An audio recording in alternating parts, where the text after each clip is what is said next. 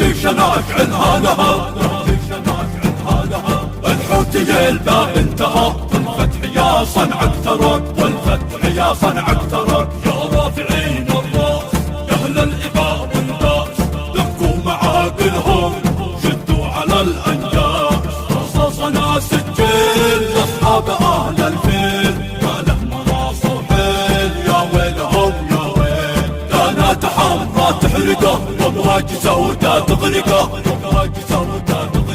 في كل شبر من الوطن، في مغربه او مشرقه، في مغربه او مشرقه. للمعركه يا خير الدار للسيف فوق الميليشيات، يا ويلهم يا ويل. صبوا كما الاعصار صبوا عليه النار، فالمستعان الله الحوت الغدار. والله ما نخشى الردى، دسنا على عناد العدا،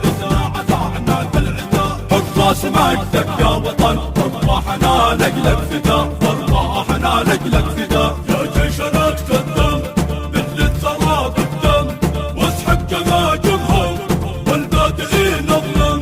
يا موطن الايمان حان التحرر حان، والنصر باذن الله بالصبر في الميدان. طارت براكين الغضب يا جيشنا اشعل هالها، الحوت الباب انتهى، والفتح يا صنعك ترك، والفتح يا صنعك ترك. يا رافعين الراس يا اهل الاباء والناس، دقوا معاقلهم شدوا على الانجاس. رصاصنا سجل لاصحاب اهل الفيل، ما له مراس وحيل يا ويلهم يا ويل. كانت حمراء تحرقه وابراج سوداء تغرقه،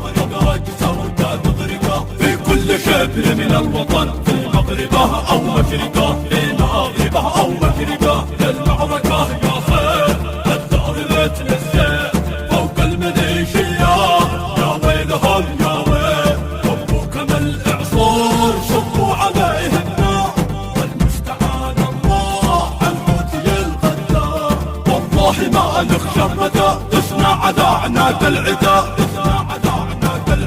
حراس مجدك يا وطن، وارواحنا لجلك فدا، وارواحنا لجلك فدا. إنتاج ملتقى الفنانين والأدباء.